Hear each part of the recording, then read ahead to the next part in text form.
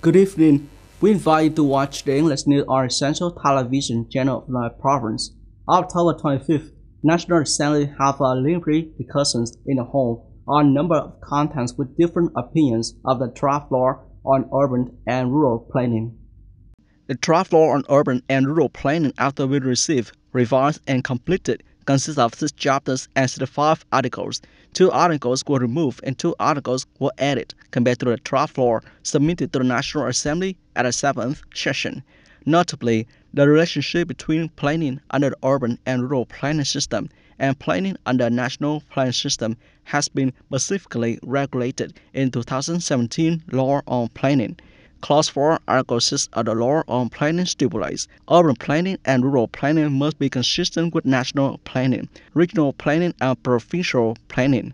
Discussing at a meeting, many opinions accept that urban and rural planning is a technical and specialized planning in the national planning system, but there are no clear and specific regulation on the relationship between technical and specialized planning, and between technical and specialized planning and other planning in the national planning system. Therefore, opinions agree that this is a content that needs to be considered very carefully and cautiously to clarify the suitability of the investment project with national, regional, and provincial planning when considering investment policies, avoiding causing difficulties in the implementation process.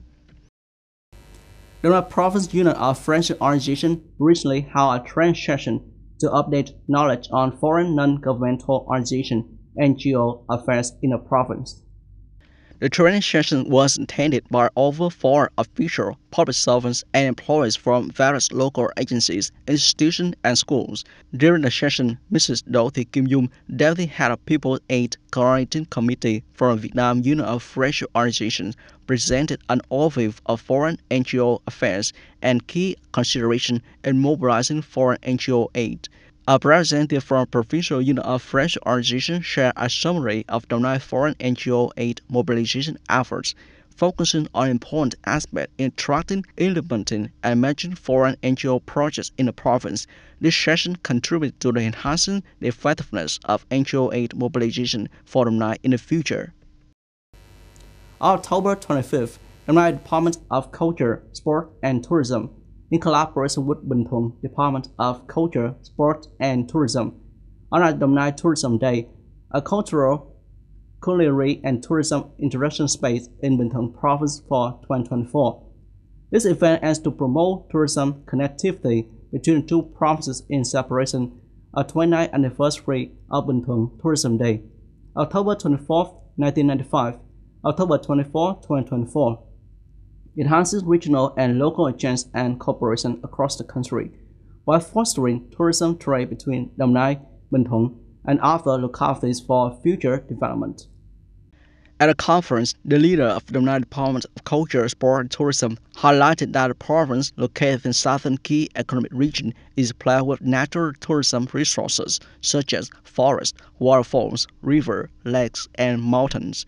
With the recent opening of Dầu Dây Phan Thiết Expressway, travel is now more convenient for tourists from Đồng Nai and neighboring provinces to visit Bình Thuận and vice versa, boosting socio-economic development and tourism sector in both provinces. Đồng Nai has to showcase its tourism potential and unique cultural aspect in people.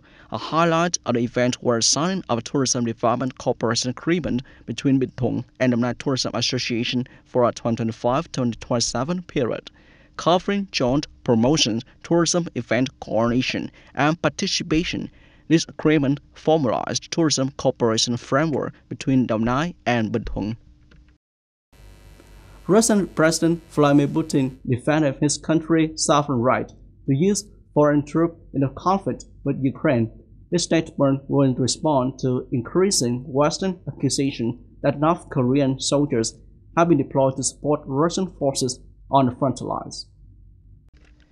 In an interview with Russian state television on October 25th, President Putin said that if Ukraine seeks to join the North Atlantic Treaty Organization (NATO), Russia has the right to take all necessary measures to ensure its own security. The Russian leader noted that the West consistently says Ukraine should decide how to secure itself with or without NATO. President Putin's remarks came on the same day Dutch intelligence reported that Russia had deployed at least 1,500 North Korean troops to areas near Ukraine borders, adding that the initial deployment served as a test for Russia to assess international reactions. This information marked the latest in a series of Western accusations regarding North Korea's military support for Russia. The European Union Foreign Policy Chief Joseph Borrell stated yesterday that the international community must intensify efforts to find a political solution to end fighting in Lebanon and prevent a full-scale conflict. In a statement for the Lebanon Aid Conference held in France, Borrell emphasized that a ceasefire between Israel and Hezbollah is the first necessary step. He added that once hostilities cease, Lebanon should move forward its long-delayed presidential election as soon as possible. He noted that Lebanese armed forces must become the only military force present in the south of the country. While Israel is currently engaging in ground clashes with Hezbollah, the Paris Conference on Aid for conflict-stricken Lebanon raised approximately $800 million for humanitarian support, through which achieved limited diplomatic progress. Dear viewers, you have just watched the English news on the Central Television channel of Nile Province. Goodbye and see you again.